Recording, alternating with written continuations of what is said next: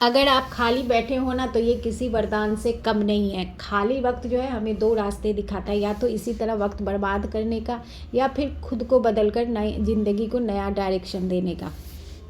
पूरी तरह हम पे डिपेंड करता है कि इस खाली टाइम को हम किस तरह से यूज़ करें। लेकिन कभी कभी हमें समझ में नहीं आता कि खाली टाइम में हम करें क्या। तो आज के वीडियो में कुछ इस तरह कुछ हैबिट शेयर कर रही हूँ जिससे आपने अपना लिया तो कुछ ही महीनों में ना आप अपने लाइफ में बहुत बदलाव पाएंगे। तो सबसे पहला है कि न्यू स्किल सीखना। आज के टाइम में अपने फ्री टाइम का सबसे ज़्यादा इस्तेमाल करने का तरीका यही है, न्यू स्किल सीखना।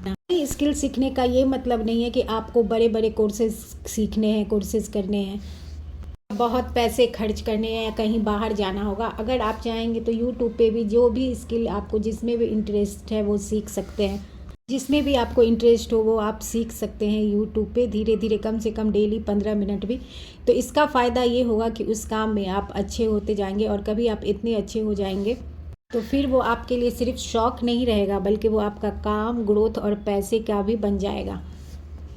अगली है कम्युनिकेशन स्किल। ये स्किल इतनी इम्पॉर्टेंट है कि चाहे आप कितने भी टैलेंटेड हो, लेकिन अगर आपके पास कम्युनिकेशन स्किल नहीं है ना तो आप बहुत पीछे रह जाते हो। इसका मतलब ये है कि अपनी बात को साफ से, कॉन्फिडेंस से दूसरों के सामने रखना। और ये आज के टाइम की बहुत बड़ी ज़रूरत है। चाहे आप काम करते हो, जॉब करते हो या फिर रिश्तों के लिए भी आपके कम्युनिकेशन स्किल बहुत अच्छा होना चाहिए। ये ऐसी स्किल है कि कुछ लोग जो है ना पूरी ज़िंदगी नहीं सीख पाते।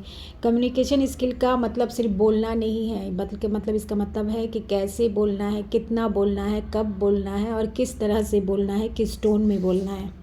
इसके लिए आप छोटे छोटे स्टेप ले सकते हैं, जैसे आईने के सामने खड़े होकर बोलने की प्रैक्टिस करना, अपनी आवाज़ रिकॉर्ड करके सुनना और फिर देखना कि इसमें कहाँ सुधार की ज़रूरत है।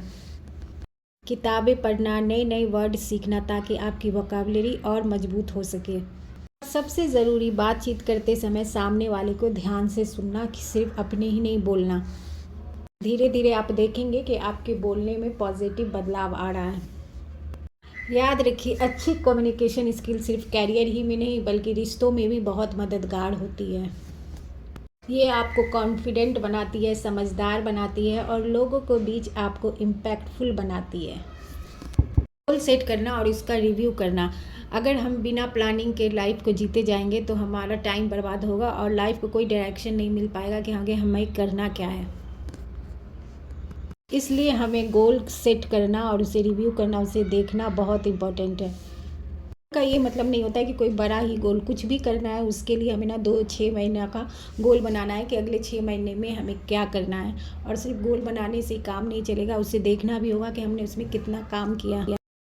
आपको हर दिन उस गोल पे थोड़ा थोड़ा काम करना होगा। जैसे आपका गोल है फिट रहना, तो आपको हर दिन थोड़ा थोड़ा 20 मिनट ही सही एक्सरसाइज करना होगा। और हर महीने अपने गोल को रिव्यू करो और देखो कि आप इसके कितने पास पहुँचे।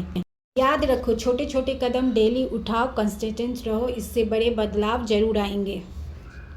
अगला है पॉडकास्ट या एजुकेशनल वीडियो देखो या सुनो। हमारा दिमाग वही बनता है जो हम उसे रोज़ खिलाते हैं। अगर दिन भर हम बेकार की बातें सुनेंगे या फिर निगेटिव कंटेंट देखेंगे तो हमारा दिमाग भी है ना फिर इसी तरह की बन जाएगी। लेकिन हम अगर पॉजिटिव और इंस्पिरेशन पॉडकास्ट या फिर कोई भी अच्छी सी वीडियो देखेंगे तो हमारा दिमाग भी फिर उसी तरह से चलेगा। यही वजह है कि हर दिन थोड़ा सा टाइम निकाल कर पॉडकास्ट या फिर एजुकेशनल वीडियो सुनो। इसमें आप अपनी पसंद के हिसाब से मोटिवेशनल टॉक, लाइफ स्टोरी या फिर सक्सेस स्टोरी भी सुन सकते हैं, या फिर किसी स्किल से जुड़ी वीडियो भी सुन सकते हैं। इसकी खासियत है कि आप अपने अकॉर्डिंग किसी भी टाइम इसे सुन सकते हैं। सुबह वॉक करते वक्त, खाना बनाने वक्त, सफाई करते वक्त, किसी भी टाइम आप इसे सुन सकते हैं। धीरे धीरे आपको महसूस होगा कि आपके माइंड जो है पॉजिटिव हो रहा है और आपको न्यू आइडिया भी आ रहे हैं और आपके लाइफ में मोटिवेशन भी आ रहा है। तो आज ही से तय कीजिए कि बेकार कंटेंट के बजाय कुछ अच्छा पॉडकास्ट या एजुकेशनल वीडियो ही सुननी है।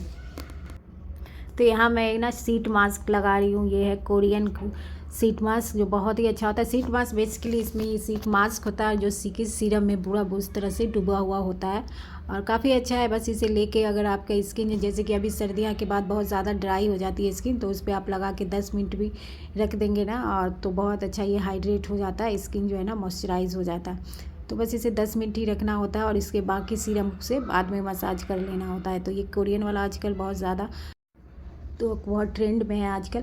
तो बस ये अच्छा लगता है शीट मास्क से जो है ना आपका स्किन जो है हाइड्रेट और मॉइस्चराइज और ये ड्राइनेस जो है ना बहुत हद तक कम हो जाता है और स्किन पे थोड़ा सा ब्राइटनेस भी आ जाता है।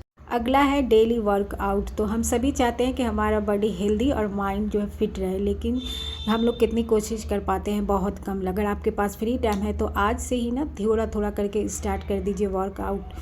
कोई ज़रूरी नहीं है कि आप जिम जाएं या बहुत हार्ड एक्सरसाइज ही करें। जो भी कर सकते हैं, वॉक कर सकते हैं, हल्का फुल्का योगा ही, स्ट्रेचिंग ही, रनिंग, जो भी आपको पसंद हो वो आज से ही ना 10-15 मिनट स्टार्ट कर दीजिए।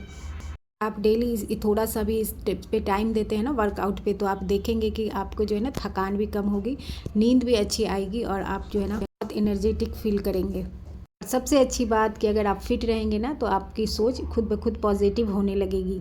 तो आज से ही स्टार्ट कीजिए, इसे रोज़ाना करना है, सुबह या हो शाम अपनी बॉडी के लिए थोड़ा सा टाइम ज़रूर निकालना है। अगला है चैलेंज योरसेल्फ, यानी खुद को चैलेंज करो। होता क्या है कि अक्सर हम अपने कंफर्ट जोन्स में ही रहते हैं, वही चीज़ें करते हैं जो रोज़ करते हैं और वही सोचते हैं जो रोज़ सोचते हैं। आप वही करते आ रहे हैं जो हमेशा करते रहे हैं, तो आपकी लाइफ भी वैसे ही रहेगी जैसा हमेशा रही है। इसलिए अपने आप को छोटे छोटे चैलेंज दो और ये बहुत बड़ा होना ज़रूरी नहीं है। जैसे कि आप अगर देर से उठते हैं तो कल से टारगेट दो कि कल से है ना तो जल्दी उठना है। आप अपनी पढ़ाई या काम में पीछे रह जाते हैं तो हर दिन थोड़ा सा और टाइम का बढ़ाओ पढ़ने का और अपने काम में और एफर्ट डालो। छोटे छोटे चैलेंज लेने से आपका कॉन्फिडेंस बढ़ेगा, आपका स्ट्रेंथ बढ़ेगा और आप में डिसिप्लिन आएगा। याद रखिए, जब आप कंफर्ट जोन से बाहर निकलते हैं तभी आपकी लाइफ में ग्रोथ और सक्सेस आती है। अगला है हॉबी अपनाओ। ज़िंदगी सिर्फ काम और जिम्मेदारियों का नाम नहीं है। अगर हम घर, करियर, नौकरी और दूसरे की उम्मीदों पे ही खड़े उतरने की कोशिश में लगेंगे तो धीरे धीरे हमारी खुशी कहीं खो जाएगी। ऐसे में हमें ज़रूरत होती है अपनी हॉबी की। हॉबी कुछ भी हो सकता है, जो भी आपको पसंद हो जी।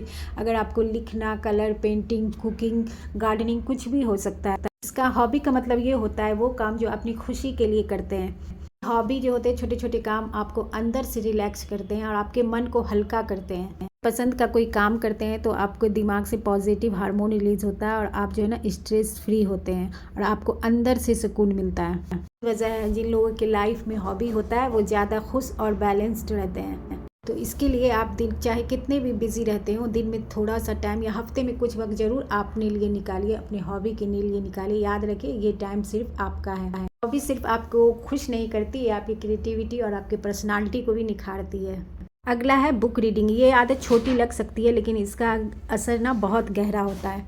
सभी लोगों के पास 10 से 15 मिनट ज़रूर होता है। इसमें आप अगर मोबाइल स्क्रॉल करने के बजाय या फिर इधर उधर बात करने के बजाय आप थोड़ा सा भी बुक पढ़ते हैं ना तो हम नया ज़रूर कुछ सीखते हैं। बुक हमें बहुत कुछ सिखाती है। कोई हम मोटिवेशनल या सेल्फ हेल्प के बारे में बुक पढ़ते हैं तो धीरे धीरे हमारी माइंड भी है ना उसी तरह पॉजिटिव होती जाती है। बुक पढ़ने से सिर्फ आपकी नॉलेज ही नहीं बढ़ती, इससे आपका पेशेंस, फोकस सब बढ़ता है। कुछ ही हफ्तों में आप फील करोगे कि आपके सोचने का तरीका ही बदल जाता है। अगला है डिक्लटरिंग की आदत। हमारे घर में बहुत सारी ऐसी चीज़ जमा होती है जो हमारे कभी यूज़ का नहीं होता।